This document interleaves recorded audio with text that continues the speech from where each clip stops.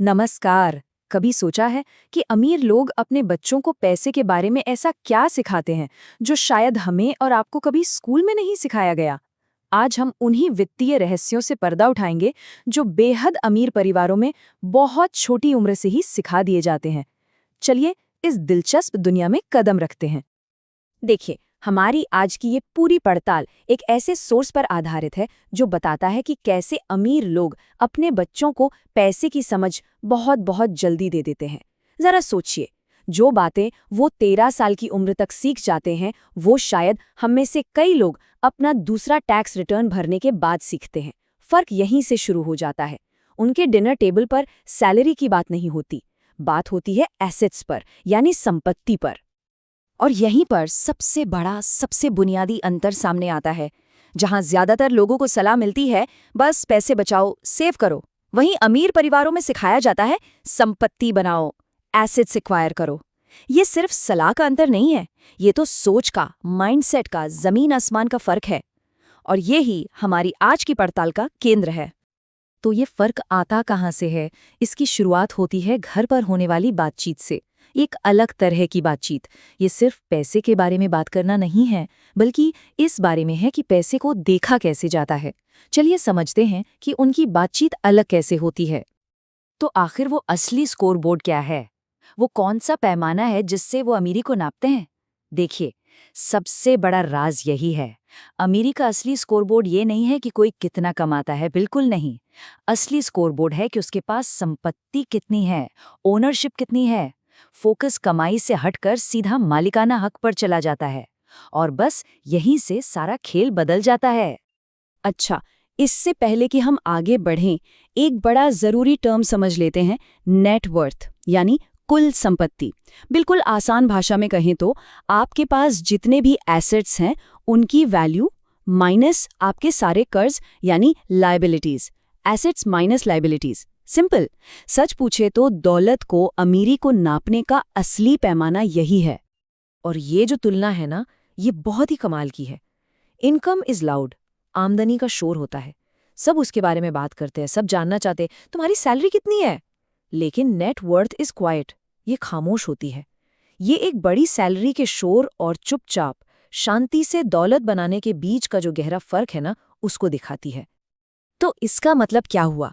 सबसे महत्वपूर्ण बात यही है कि उनकी जिंदगी एक बैलेंस शीट है, एक पेचेक नहीं। वो अपनी फाइनेंशियल लाइफ को हर महीने आने वाली सैलरी के चश्मे से नहीं देखते, बिल्कुल नहीं। वो इसे एक बैलेंस शीट की तरह देखते हैं। उनकी पूरी सोच इस पर नहीं टिकी होती कि महीने के आखिर में कितना आया। उनकी सोच इस पर टिकी होती है कि लंबी दौड़ में मेरी संपत्ति कितनी बढ़ी। ओके, तो ये तो हुई माइंडसेट की बात, सोच की बात। लेकिन सवाल ये है कि इस नेटवर्थ को आखिर बनाते कैसे हैं? उनकी स्ट्रैटेजीज क्या होती हैं? और यहाँ एक बहुत दिलचस्प बात है। वो लोग आक्रामक नहीं, बल्कि एक रक्षात्मक खेल खेलते हैं। चलिए उनके इस डिफेंसिव प्लेबुक को जरा डिकोड करते हैं। सोर्स के मुताबिक उनकी एसेट फ्लुएंसी कमाल की होती है। मतलब वो कुछ खास तरह के एसेट्स को बहुत गहराई से समझते हैं, जैसे कि private equity, multi family real estate, खुद की ऑपरेटिंग कंपनियां, टैक्स फ्री म्यूनिसिपल बॉन्ड्स, और यहाँ तक के घड़ियों, कला या वाइन जैसे ऑल्टरनेटिव एसेट्स भी। अगर आप ध्यान दें तो इन सब में एक चीज कॉमन है। एक तो है ओनरशिप, यानी मालिकाना हक, और दूसरा लगातार कैश फ्लो आने का पोटेंशियल। और ये समझ, ये फ्लुएंसी आती कहाँ से है? ये इसलिए नहीं है कि वो कोई फाइनेंस की डिग्री पढ़ते हैं। ये इसलिए है because they are expose to it. वो इसी माहौल में जीते हैं, इसी में सांस लेते हैं। ये ज्ञान किताबों से नहीं आता, ये रोजमर्रा की जिंदगी में, उनके कल्चर में घुल मिलकर आता है। उनकी इन्वेस्टमेंट स्ट्रैटेजी का सबसे बड़ा, सबसे अहम नियम क्या है? Simple, never lose principle. कभी भी अपना मूलधन, यानी आपने जो पैसा लगाया है, उसको मत खोना। उनका लक्ष्य रातों रात पैसा डबल करना नहीं है, बिल्कुल नहीं। उनका लक्ष्य है एक ऐसी मजबूत नींव बनाना कि उन्हें जिंदगी में फिर कभी पैसे के पीछे भागना ही ना पड़े। और इसीलिए वो हमेशा एक रक्षात्मक खेल खेलते हैं।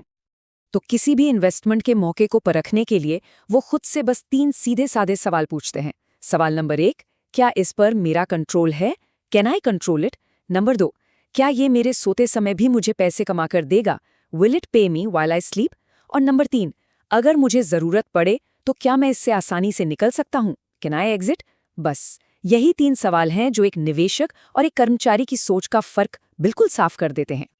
अच्छा, तो एसेट्स और स्ट्रैटेजी के अलावा भी उनके पास कुछ ऐसे अनफेयर एडवांटेजेस होते हैं, कुछ ऐसे फायदे जो शायद पहली नज़र में दिखाई नहीं देते, लेकिन समय के साथ ये बहुत बहुत शक्तिशाली हो जाते हैं। चलिए उनके इन अनोखे फायदों पर एक नज़र डालते हैं। अब ये देखिए, ये चार्ट एक हैरान करने वाली सच्चाई दिखाता है कि 13 साल की उम्र में शुरू किया गया एक छोटा सा मासिक निवेश 30 साल की उम्र में शुरू किए गए एक बहुत बड़े मासिक निवेश से भी ज्यादा कीमती साबित हो सकता है। कंपाउंडिंग की पावर, यहाँ समय सिर्फ पैसा नहीं है, समय सबसे बड़ी ताकत है, और जल्दी शुरुआत करना यही उनका असली सीक्रेट वेपन है। तो समय के अलावा दूसरा सबसे बड़ा फायदा क्या है? वो है इमोशनल कंट्रोल। पैसे को लेकर, कैपिटल को लेकर भावनात्मक नियंत्रण। ये सिर्फ गणित का खेल नहीं है, ये दिमाग का भी खेल है।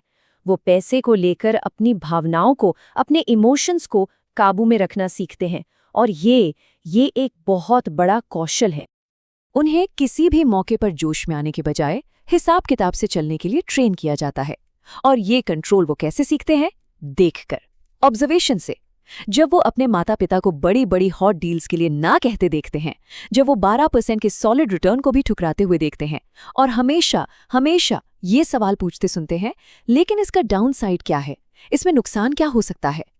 इस तरह वो उत्साह से पहले जोखिम का आकलन करना सीखते हैं। और अब हम आते हैं सबसे आखिरी और शायद सबसे जरूरी विचार पर, कि देखिए, अमीर लोगों के लिए फाइनेंशियल एजुकेशन कोई कोर्स नहीं है जिसे एक बार किया, सर्टिफिकेट लिया और खत्म। उनके लिए सीखने का क्लासरूम हर जगह है। उनका क्लासरूम इज एवरीवेयर, और ये प्रक्रिया जिंदगी भर चलती है। वो कोई फॉर्मल फाइनेंस कोर्स नहीं करते हैं, उनकी पढ़ाई होती है ऑस्मोसिस से, मतलब माहौल से सीखकर। कैसे?